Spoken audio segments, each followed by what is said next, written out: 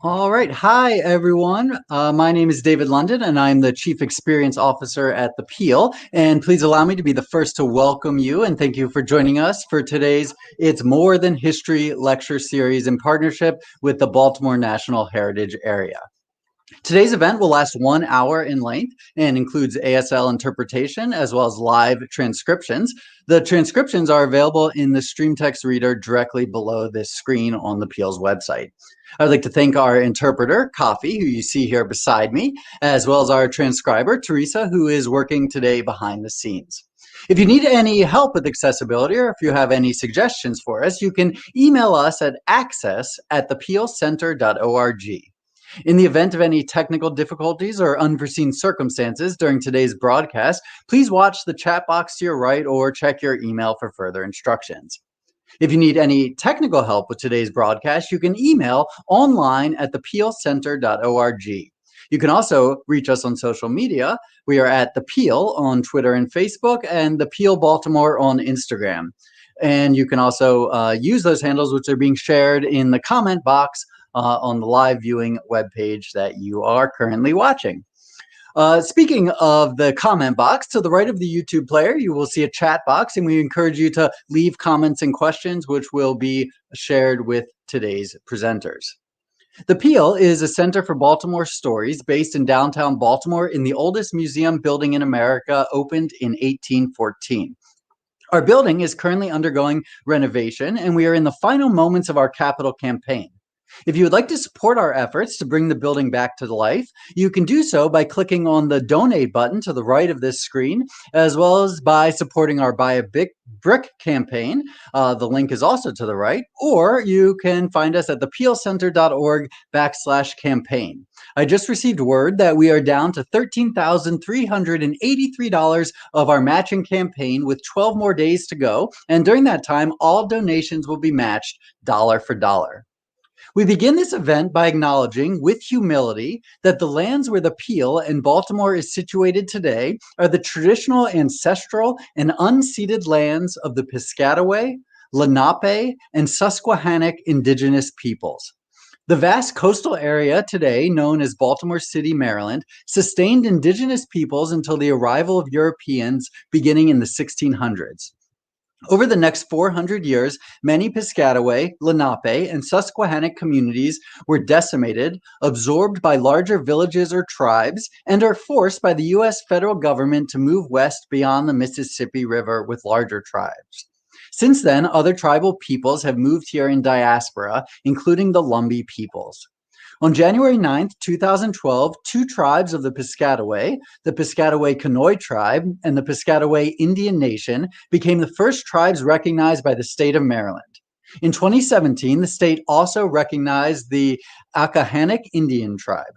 We acknowledge the Peale stands on stolen lands, and I would like to acknowledge that this history was adapted with thanks from an original text authored by Ryan A. Coons, Peter Dayton, and Ashley Minner of the Lumbee tribe. Now, as you may know, today's presentation is a partnership with the Baltimore National Heritage Area, and with that, it is my pleasure to introduce Shantae Daniels, Executive Director of the Baltimore National Heritage Area. Shantae, you can take. Good afternoon, everyone. I'm so glad that you were able to make our last series for It's More Than History. I'm sure that you will enjoy this program immensely. We are at the crossroads in our history of telling true and authentic stories of all people. And this story will give you some insight into the lands of Baltimore and far reaches beyond. But what I'd like to say more than that is I'd like to thank our sponsor, our co-sponsor and co-presenter, the Peale. In addition to the Peale, I would like to take a huge thank you for the last 3 months to our marketing team at the Peale and BNHA. Our social marketing people have been very, very busy getting the word out about this great program. So I, again, want to thank all of you who are here today to hear this story of Baltimore. And I want to thank the Peale. David, you've been fantastic. So please enjoy the program. and reach out to the Baltimore National Heritage Area on explorebaltimore.org. You can find us on Instagram at BMoreHA. We have a Twitter handle at BMoreHA. Facebook, we're always on Facebook, Baltimore National Heritage Area, and look on YouTube at BMoreNHA. So thank you all and enjoy the program. And I'll turn it over to the next person who is absolutely fabulous, and she is extremely important to this program and to the presentation site today. Krista Green is a professional administrator and has been around Baltimore for probably 20, 25 years. I won't give her age away. She started very young. She focuses on the intersection of culture and community development in the city. She is currently the Chief Administrative Officer at the Peale. She's president of the board of directors for Baltimore Heritage, Inc. And she's also the director of the Mount Clare Museum. So without Krista, this program probably wouldn't have been possible. So we want to give her a big thanks for all the work that she's done in Baltimore to bring history alive for so many people. And I'll turn it over to Krista. Thanks so much, Shantae. Hello, everyone. As Shantae said, I'm Krista Green. I'm director of Mount Clare Museum House, and I want to welcome you all to today's program. Mount Clare is a National Historic Landmark located in Carroll Park in southwest Baltimore City. It is bordered by the Pigtown and Carrollton communities. Though owned by the City of Baltimore, the home has been stewarded by the National Society of Colonial Dames of America in the state of Maryland since 1917. They operated the house and the immediate surrounding grounds as a public museum since that time.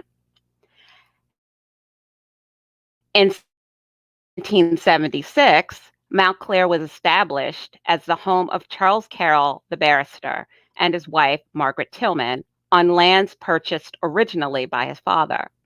The land was of some of Baltimore's earliest industries, including a grist mill, ironworks, brickmaking, and of course, agriculture.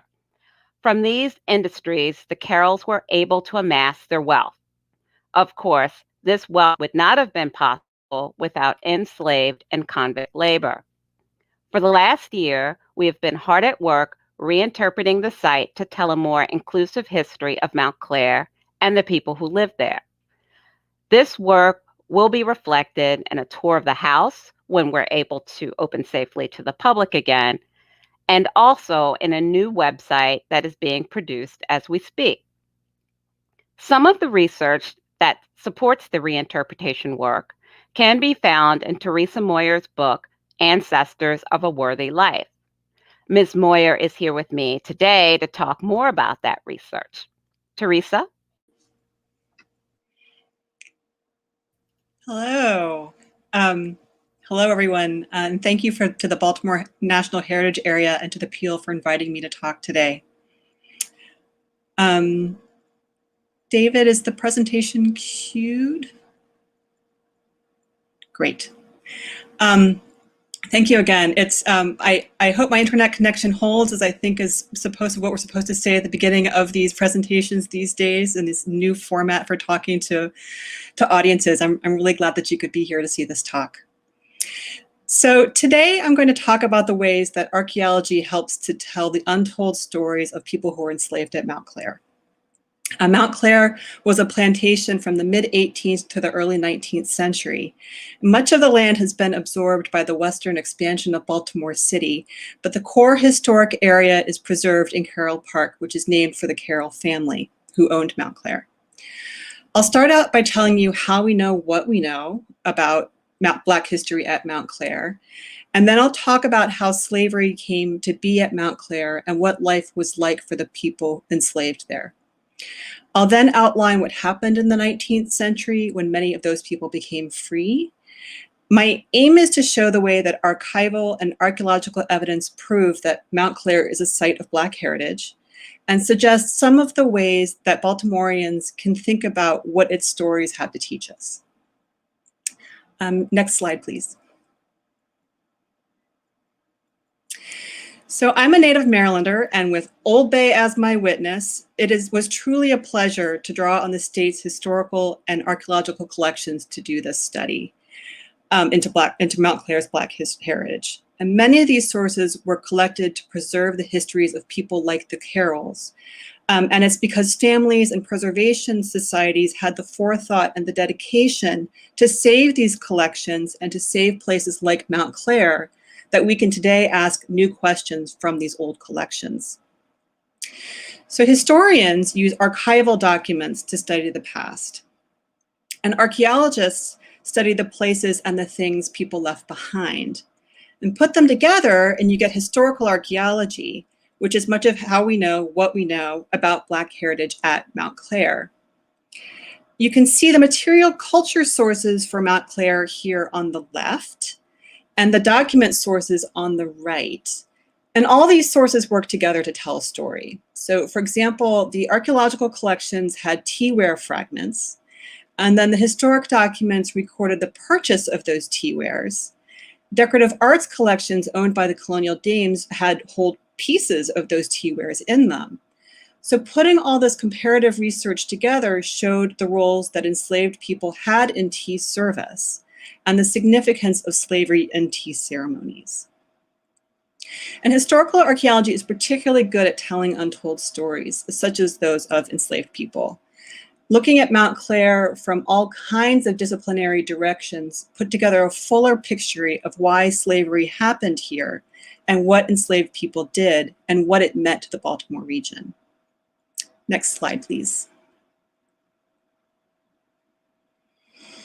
So to begin, I'd like to explain how and when slavery came to be at Mount Clare, because it just didn't pop up. Someone brought it there. Plantation slavery developed between 1650 and 1750 in the American colonies to provide labor and social stratification to the fledgling colonies.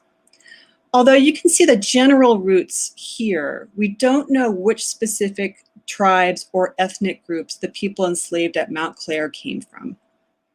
Many people enslaved in the New World were really Africans, meaning that they were born in Africa or were one of the first generations born here who identified more culturally with their ancestors' homeland traditions than the culture of colonial America.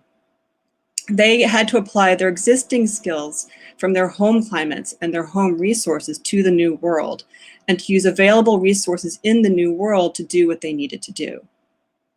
Next slide, please.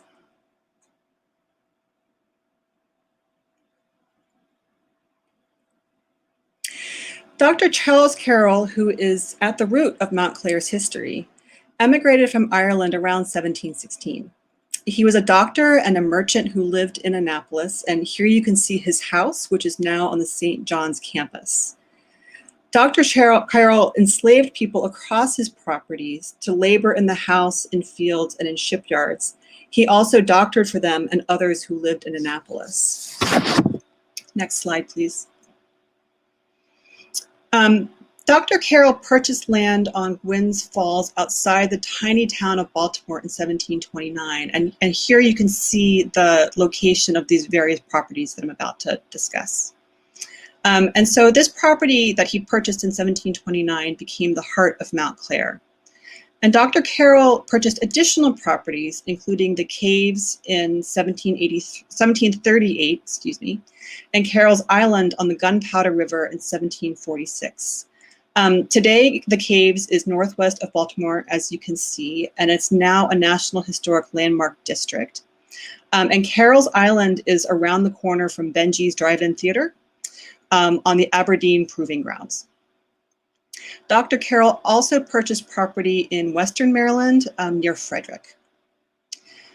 Dr. Carroll conveyed property west of Gwynns Falls to the Baltimore Company, of which he was a partner, to create the Baltimore Iron Works. And there, at the Baltimore Iron Works, enslaved Blacks and indentured servants manufactured pig iron. By the 1730s, Dr. Carroll enslaved at least 30 people across his properties, and people in one place created products to support people in another place. So, for example, at Mount Clare, enslaved men felled trees and busted rock to provide raw materials to enslaved laborers at the Baltimore Iron Works.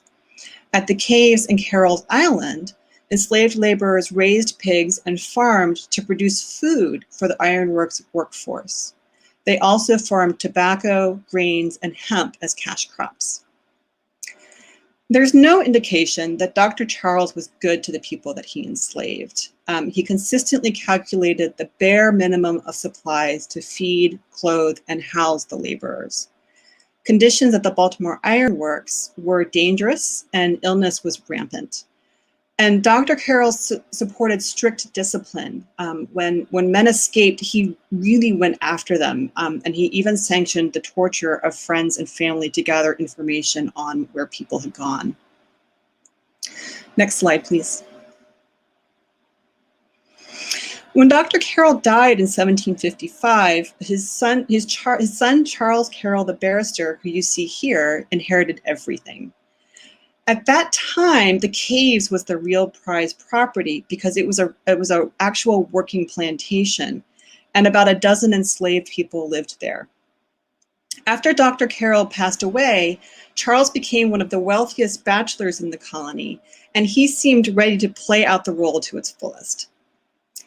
Charles became interested in having a showpiece plantation with mansion, dependencies, gardens, and eventually a racetrack and gaming. Charles commissioned the mansion we know as Mount Clare to be built in 1756. Next slide, please. So this image shows the layout in 1754, where there was the main part of the house and then a kitchen dependency to the right or to the east there. And then also an initial revamping that was completed in 1760 with additional outbuildings and a forecourt. So Charles, to staff the Mount Clare, Charles brought enslaved people from Annapolis to maintain the household. And so he was adding to the group that his father, Dr. Carroll, had already installed to work and live there. Next slide, please. So when Charles married Margaret Tillman, who you see here, in 1763, her dowry included slaves that she had inherited as a child from a female relative. Margaret grew up on Maryland's Eastern Shore, where slavery was to white elites like her family a natural part of maintaining the social order. Margaret's history as a slaveholder reflected a larger pattern.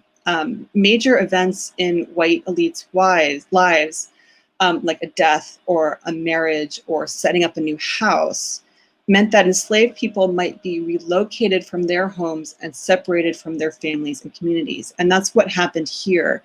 Some of the people that Margaret had inherited left her home on the Eastern Shore and were brought to Baltimore. Next slide, please. So back to this slide. In 1767 or 1768, major renovations to Mount Clare were completed. And keep in mind, on the one hand, that Charles could afford these renovations due to the profits brought by enslaved labor at the ironworks and fields. But on the other hand, that each renovation meant more responsibilities for the enslaved people and indentured servants who worked here. So, for example, when the Carrolls commissioned a larger kitchen, that was so that they could host larger meals to a larger group of people. So for enslaved people, that meant that they needed to learn how to cook larger meals, how to manage larger meals, how to manage larger parties of visitors. They needed to learn how to lay out and care for the tableware and to know protocols of how to act around the Carrolls' guests.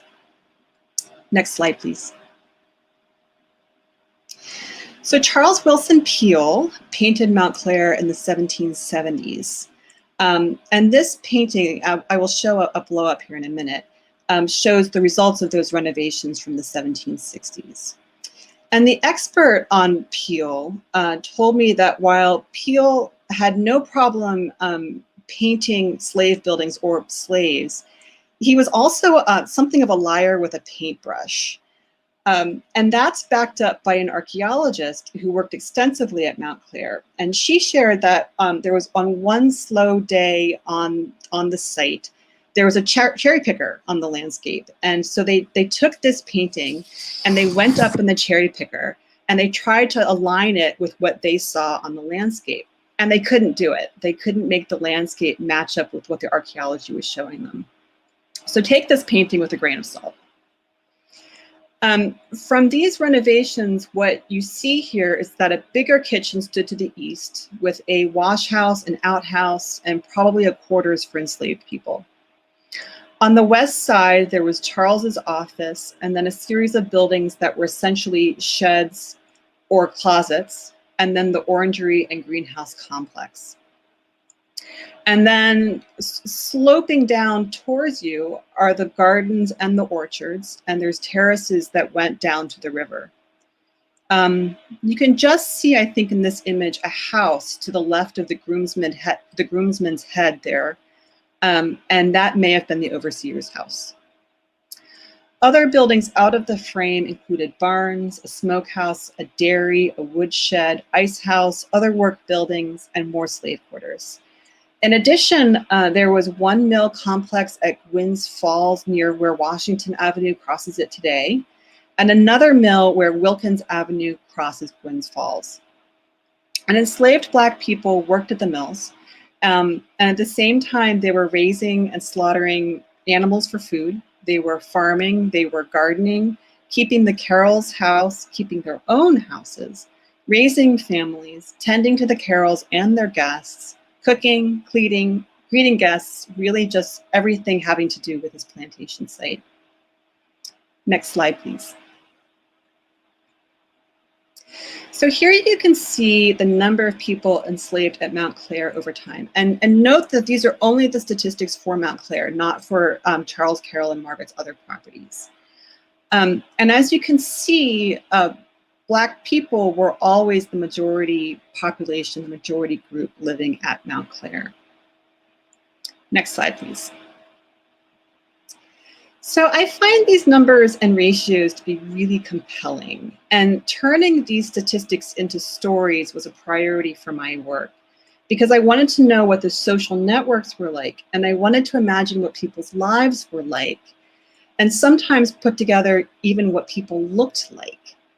For example, who is this guy who is the groomsman next to Charles in this painting? It's the only portrait we have of a Black person at Mount Clare, and it's just an amazing piece of documentation.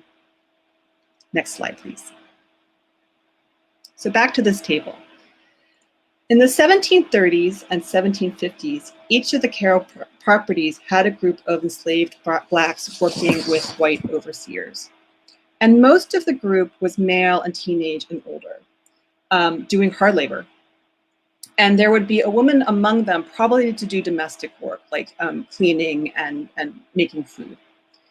In the 1760s and after, the ratio of males to females evened out as families developed. And on occasion, the Carrolls would purchase or hire an adult male, but mostly the enslaved population grew as families did.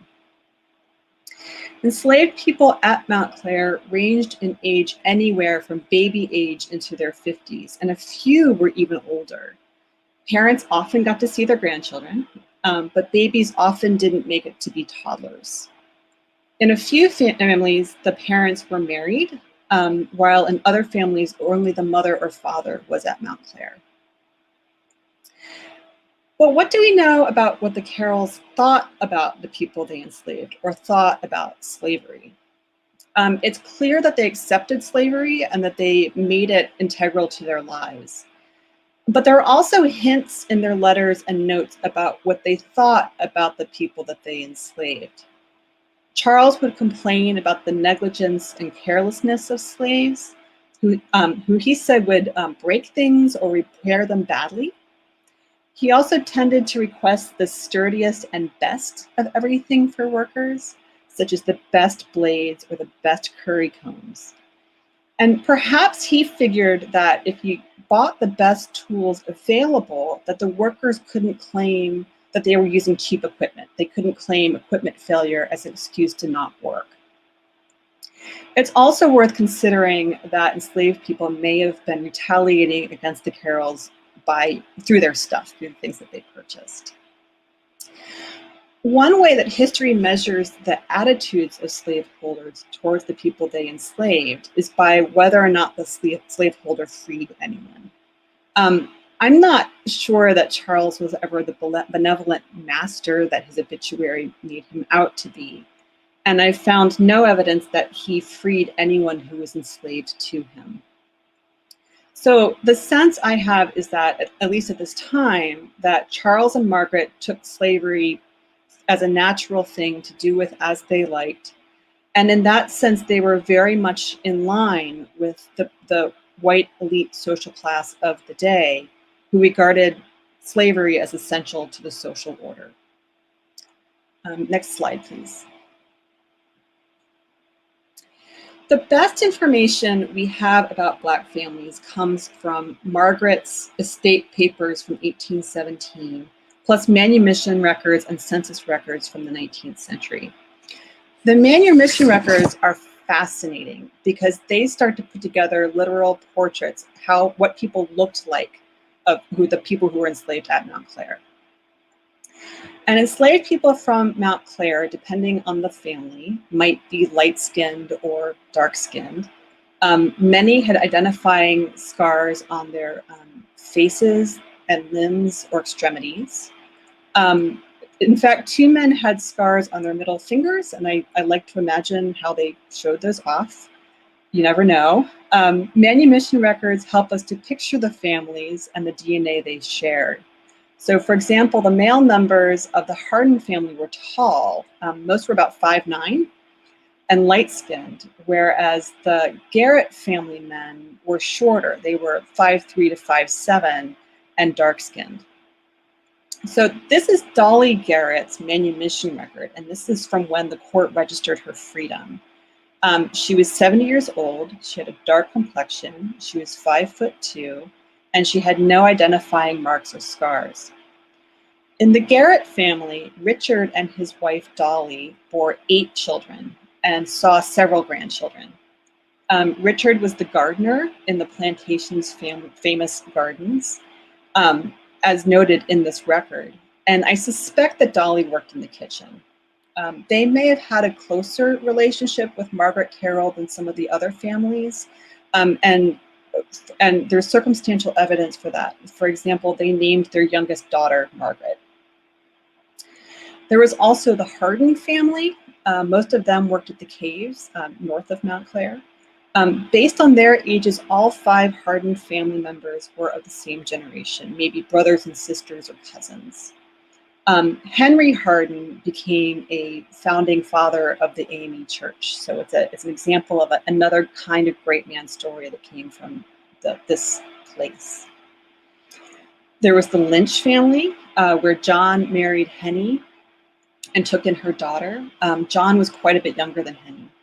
Together, they raised 7 of their own children. Lynch family members lived at Mount Clare and at Carroll's Island. There were also smaller families with missing family members. So Jerry had 2 sons, but I don't know what happened or who was the wife or mother figure to those kids. And the same with Mary. She had 2 small children, but I don't know who the male figure was. There were also quite a few single men and women. Next slide, please. We can also put clothing on these people because we know quite a bit about the clothes they wore and where they wore them from archival records, but also from runaway advertisements. Enslaved people made clothes from flax plants and wool at Mount Clare and the caves. Buttons were also punched from rib bones, as you can see here. When the enslaved population sharply increased in the 1760s, remember that's when there was a major expansion, the major renovation of Mount Clare, so did cloth-making operations. Charles at the time ordered wool cards, lock stocks, and padlocks for sheep pens. Sheep and wool operations expanded even further 2 years later after Charles ordered several more pairs of wool cards and sheep shears and additional padlocks. At the caves, Charles ordered an indentured servant from London. At the caves, a man named Moses was responsible for spinning and weaving the flax grown there. In addition, Charles ordered an indentured servant from London specifically to tan and curry leather for enslaved people. And there was an enslaved man named Jacob who was also a shoemaker. Charles ordered from London all kinds of cloth and stuff.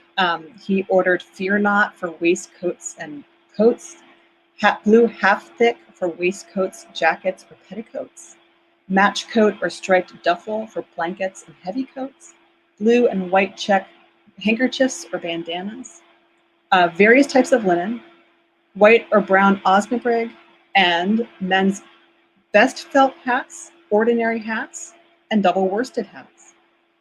Osnabrück was typically used for field hands clothing, while fear not and other fabrics uniformed butlers and liverymen around the mansion.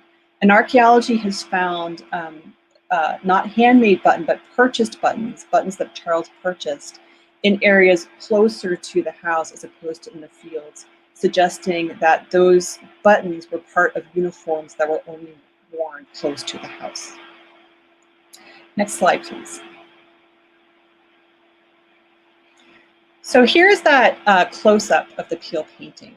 And now that we have an idea of what people looked like and what their clothing was like, we can put them on this landscape to interpret the scene. So what I'd like to do is touch on some of the activities that enslaved people carried out here and give a sense of what their lives were like. So on a day-to-day basis, all these people had a role to play. The Carrolls did hire or indenture European-descended people to be head gardeners or head cooks or overseers or millers. But remember from those statistics that I showed you earlier, Blacks outnumbered whites by several times throughout the history of Mount Clare. So that suggests that the enslaved people who were working at Mount Clare were knowledgeable and even experts in a broad range of plantation duties, from gardening and farming to animal husbandry to carpentry to cooking and housekeeping to dealing with the Carrolls and their friends. The East Wing is where domestic tasks took place. There was a kitchen right up next to the main part of the mansion, a wash house, and other service buildings. Unfortunately, when Carroll Park was created, a lot of earth got moved on that side of the house. And in the process, the footprints in archaeology of some of these buildings got wiped out, including the footprint of where I suspect the slave quarters were. So the best information we have about the activities at Mount Clare are from the kitchen to the west. One historian of African-American food history has posited that enslaved people cooked the way they thought food should taste. And because African and Caribbean cooking was what they knew best, they helped to shift the bland English taste buds towards spices. Many Europeans who spent time in Barbados, Jamaica, and Antigua acquired a taste for the spicy African-based food of the Caribbean, and food from these exotic places became trendy in the colonies. One of Margaret's favorite recipes was a turtle of calf's head, a stewed concoction of tripe, head and brains, feet, tongue, and heart, heavily spiced with mace, cayenne, pepper, and onions. In turn, since Margaret and her indentured white servants oversaw the kitchen, enslaved cooks learned to make dishes that the Carrolls and their guests expected. So they made peaches into peach cordial and currants into wine. They made muffin bread, lemon cheesecake using lemons from the greenhouse, puddings and waffles made from rice, and many other delicious things. Beyond cooking and food preparation, enslaved women used the kitchen hearths for dyeing clothes, with bits and pieces of vegetal matter falling to the floor for archaeologists to find. Dyers in the Mount Clare kitchen used dyer's woad and fig blue dye for blue dye. pokeberry and sorrel to make red or purple dye, as well as yarrow, St. John's wort, pear, and lamb's quarter for yellow. Over by the orangery, enslaved people also punched buttons from those rib bones, as we saw earlier, and repaired and laundered clothing. And so they were moving between the wash house on the east side and the orangery on the west side. And you can imagine doing your mending or doing your sewing in a nice, warm orangery on a winter day, and it being a nice smelling, pleasant place to be. Next slide, please. So, but something else was going on in the kitchen. Someone in the 1760s buried a clear, colorless quartz crystal under the kitchen floor. And this wasn't a naturally occurring shape. It had been heavily reworked and reshaped. And I know there's a gauge there, but the size of this crystal is it's the size of a small fist. And this crystal in the Mount Clare archaeological collection is truly special. It's the only primary source evidence we have from a person enslaved at Mount Clare. And it reveals something that no written sources do, that African spiritual traditions persisted here. Recall that Charles brought enslaved people from Annapolis to Baltimore. Archaeologists in Annapolis have also found crystals and caches at several properties in corners and doorways where enslaved people lived and worked, and other caches found in the Chesapeake region and beyond, because these caches are found wherever slavery existed. Were similar to African traditions in the Bakongo from West Central Africa, or the Bight of Biafra from the Gold Coast, Senegambia, or Igbo of southeastern Nigeria or Sierra Leone. It's possible that the person who buried this crystal is from one of those areas. Enslaved people saw symbolism in buttons, ceramics, pins, wire, and nails, just everyday things. Crystals were more unusual, and the large size of the crystal found at Mount Clare is especially unique. In fact, I have not seen another one this size. Enslaved people believed that putting items together in certain places, like doorways or corners, could control the spirits and bring good fortune or misfortune. So perhaps a cook buried the crystal to activate its powers of protection over the kitchen staff and against Margaret and her hired servants. Between the foods and spiritual activities, the kitchen was a place where enslaved people were able to act out their cultural traditions. Next slide, please.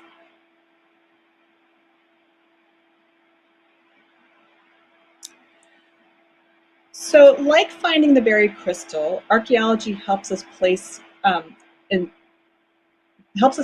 enslaved people on this landscape, and put people into this painting by Peale. So, for example, there's a forecourt on this is the south side of the mansion. There's a forecourt on the north side of the mansion. And archaeologists found very little 18th or early 19th century artifactual material in that yard space. And that's where you would have entered the property. And the bowling green was on this south side. But because archaeologists didn't find any detritus there, it suggests that those areas were kept clear, that enslaved people were not leaving garbage around, that visitors to the mansion were not leaving garbage around. So that's a different scenario from over by the orangery, where a lot of buttons were found and some detritus was allowed to accumulate. Next slide, please. Over in the gardens, visitors might have seen Richard Garrett, the gardener, and Charles and Margaret did the planning and purchasing for the gardens, but enslaved boys and men did the work of moving flower pots like this one, planting, weeding rows, pruning, repotting plants. Charles Ball, who lived on a different plantation, reported that up to a dozen enslaved men and boys helped the gardener in the summer. And likewise, Rosalie Calvert of Riversdale Mansion in modern Riversdale, Maryland, had enslaved persons and a hired gardener help her do the heavy labor. In addition to the ornamental gardens, the agricultural gardens and fields at Mount Clare grew several different kinds of grass and grains, including rye and barley, alfalfa for animals, and oat, wheat, and corn for people and animals both. There were orchards of apples, plums, pears, peaches, and cherry trees, as well as grapevines. And these foods made it into the Carrolls' diet, as we see in Margaret's recipe book. Between the Carrolls' everyday meals and lavish dinners, and the fruit orchards, the hothouse citrus, and vegetable gardens, the food stored in the press house, barns, and ice house, copious amounts of and varieties of food surrounded the people enslaved at Mount Clare. It was food that they worked for, but did not necessarily benefit them. Next slide, please.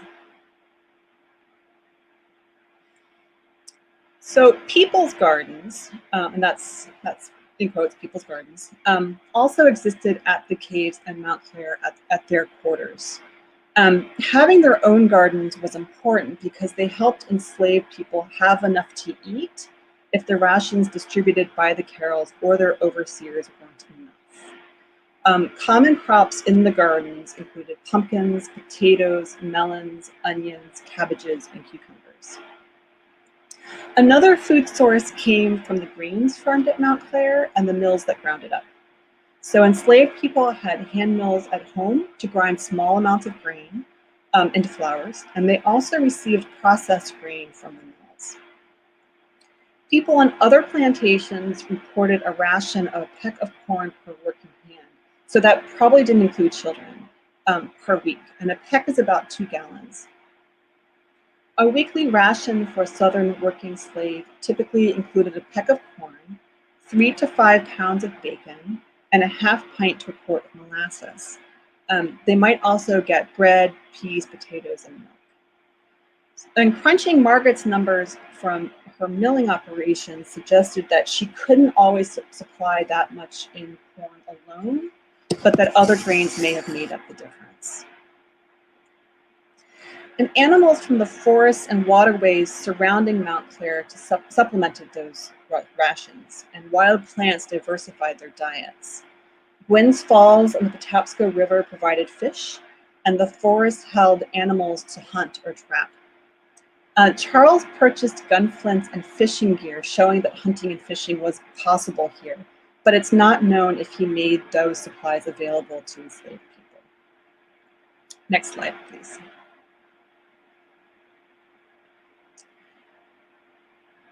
So plantation museums tend to interpret enslaved people mostly at the quarter where they lived. So locating that place has been a particular concern for archaeologists and the staff at Mount Clare. In this 1798 layout, one quarter may have been at the east end of the mansion complex, and it may have been mirrored by one on the west wing, but we're really not sure. Enslaved kitchen staff may have also lived above the kitchen, and people may have also lived in those sheds next to the orangery because the orangery hypocaust system had to be kept going at all times. So somebody needed to be there to tend it. And even though many historic plantation sites relegate Black history to the slave quarter, for Mount Clare, I think it's clear that that doesn't work. Given the number of enslaved people at Mount Clare and the breadth of their work, it's important to look for Black heritage in every possible corner to understand the impact of enslaved people on this place, despite the mansion being associated traditionally with the Carrolls alone. Next slide, please.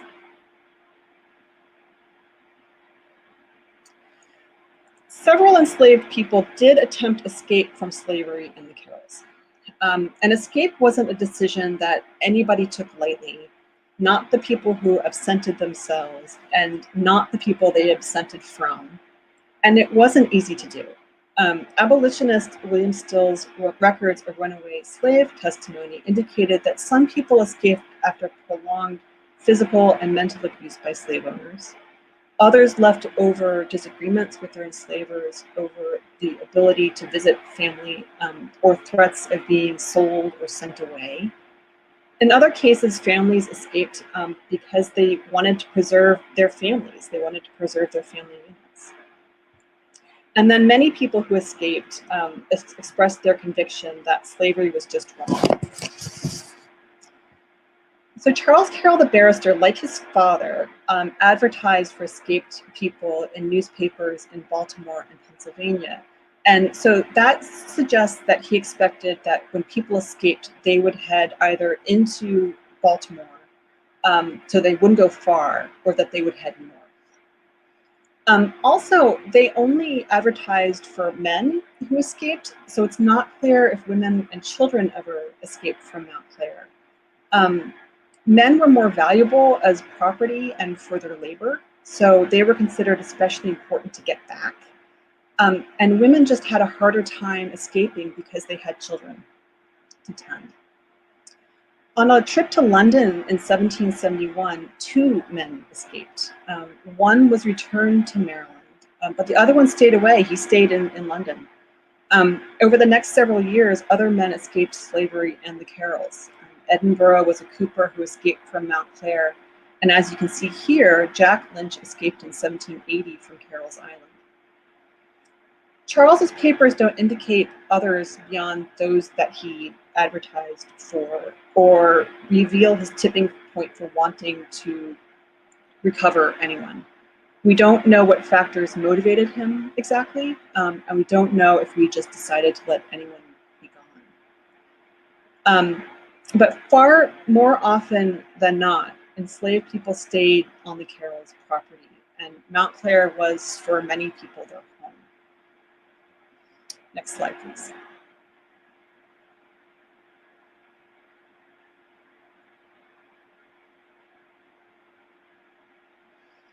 So after Charles died in 1783, Margaret stayed at Mount Clare until her own death in 1817. She managed the plantation and mills and was very wealthy in her own right. Charles's will specified that Margaret could keep slaves from her dowry that were brought into the marriage. And one of those people may have been a woman named Eve, who was a girl when Margaret inherited slaves from her relative. So when Margaret died in 1817, it must have created feelings of uncertainty and stress for the 49 people she still enslaved at Mount Clare and the caves. And although the enslaved community probably didn't know what Margaret and Henry Bryce, her executor, had decided, they probably had an idea.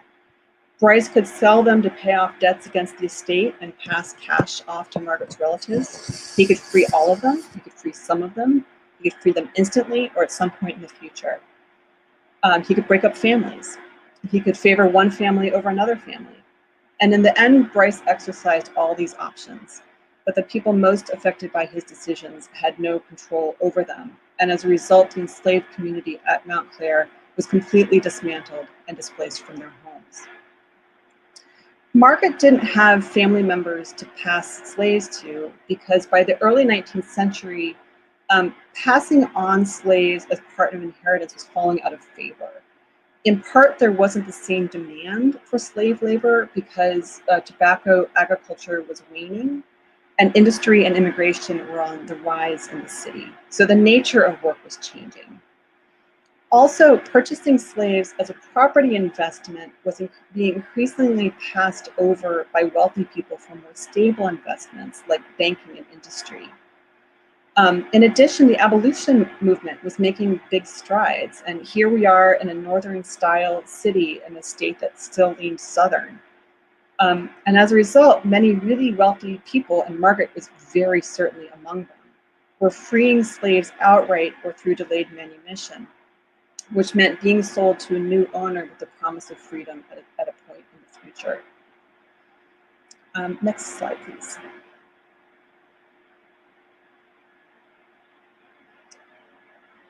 As you may be able to see here, Margaret specified that she wanted Bryce to look out for the youngest, the oldest, and the sick. 6 small children were taken by their parents rather than sold. Bryce freed several adults outright. Among them, he freed 4 people who records indicate were 44 years old, which is just shy of the legal cutoff for immediate emancipation of 45 years old. He freed 1 50-year-old man and 2 older women, and he also freed a man who was about to turn 31, which was the traditional age for freeing enslaved men. So that left 34 people, and they were sold under delayed manumission. Bryce stipulated freedom for most females at age 28, a few at age 25, and for males from age 28 to 36 years old. As a result of these sales, Margaret's estate brought in $110,000 in today's dollars, and that money went to her female relatives as cash. So Bryce freed individuals who would have been difficult to sell, like the young, the old, and the sick, but he kept in slavery many who were not. Some people were sold under delayed manumission with only a few years left in slavery, like Jacob Hall was free in 1819, or Suki in 1823. Manumitted children had the longest wait. 6-year-old Nelson had to wait 23 years until 1839. 2-year-old Matilda was to be free in 1840 after 23 years. In addition, several really small kids were sold with their mothers, but Bryce failed to assign them a date of freedom. But manumission records show that he showed up in court with them to amend that problem on several occasions, and that they were free. So these sales broke apart families. For example, 4 members of the Garrett family were freed, but 9 were divided across 7 different owners. 6 of John and Henny Lynch's children were divided among 3 owners. All 4 Hardin family members were sold to different owners. And these new owners lived in Baltimore or in the Baltimore vicinity. Only one was in Annapolis. Of the 49 people she enslaved in 1817, Margaret's estate papers and Baltimore court records document the freedom of only 27 by the 1830s. Most of them registered in court several years after their legal date of manumission, and Henry Bryce testified for almost all of them in court. The law required free people to register in court, so it's unclear why they waited. Perhaps they didn't feel comfortable going to a courthouse, which is pretty understandable. But because of the relatively relaxed racial atmosphere in Baltimore, living as a scofflaw may have been okay. It's also possible they escaped. It's possible they were never told they were free, or that they passed away. Once Bryce died, no more registrations took place in the court for the former people enslaved at Mount Clare. And that's probably because there was no longer a witness to vouch for their identities. The people freed from Mount Clare became part of the developing working class of antebellum Baltimore, where they found jobs as gardeners, bricklayers, washers, and laborers. Some became able to read and write, and by the late 19th century, a few of their descendants went to school. Next slide, please.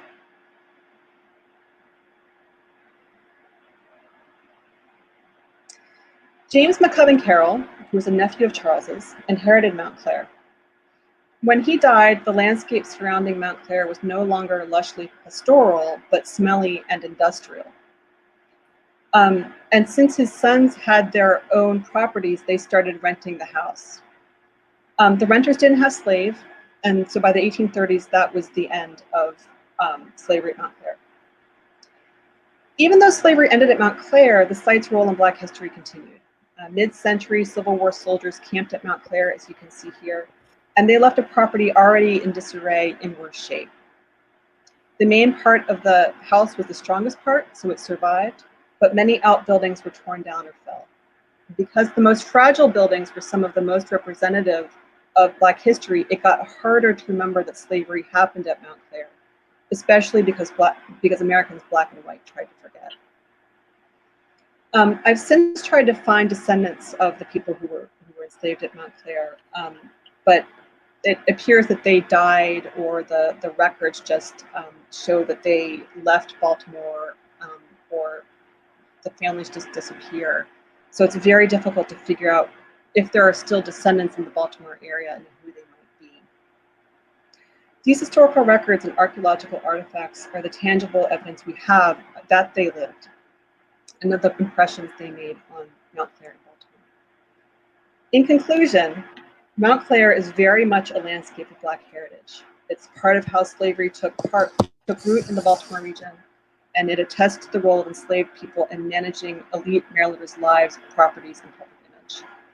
It also evidences the stories of real people, some of whose descendants may continue to live in the region today. So the next time you visit Carroll Park, I hope you'll carry some of these stories with you and picture for yourself what their lives were like. Thank you. And Krista, I will hand it over to you. Thanks so much, Teresa. That was so much great information.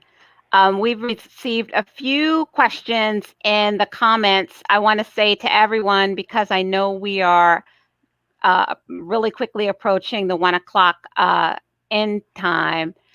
If we don't get a chance to address your question on the air, I will certainly make sure that your question gets answered. We should have your information, your emails or way to reach you.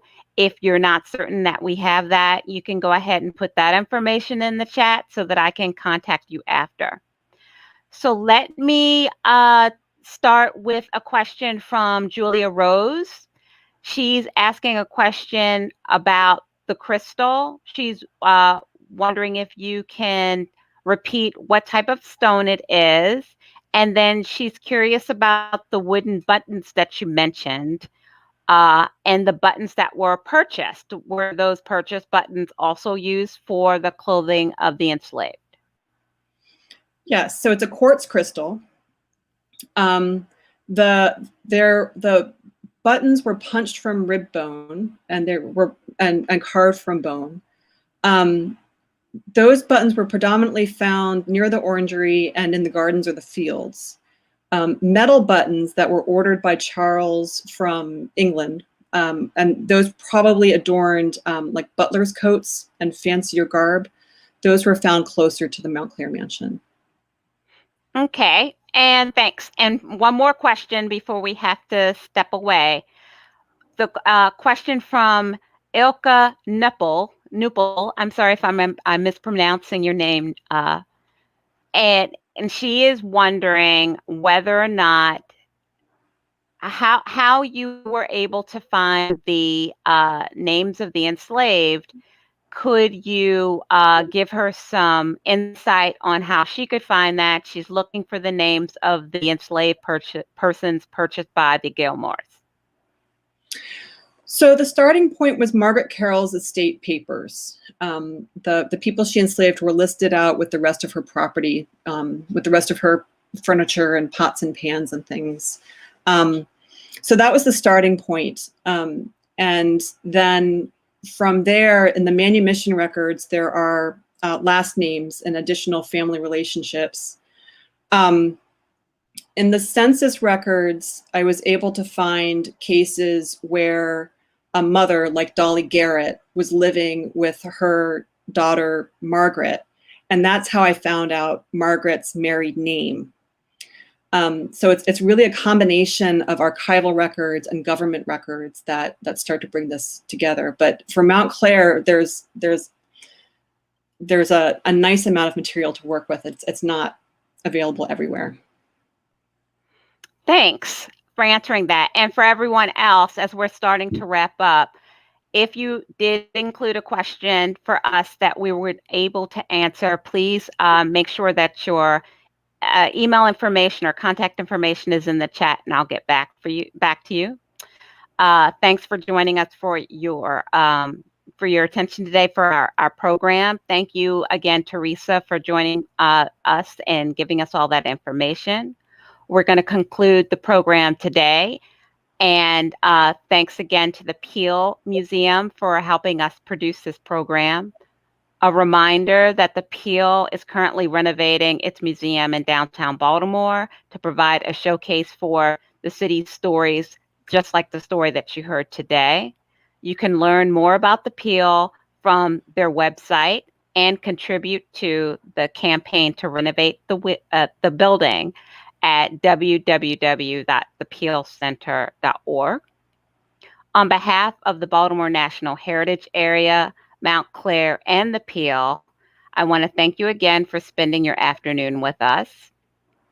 And we look forward to seeing you at Mount Clare in the future.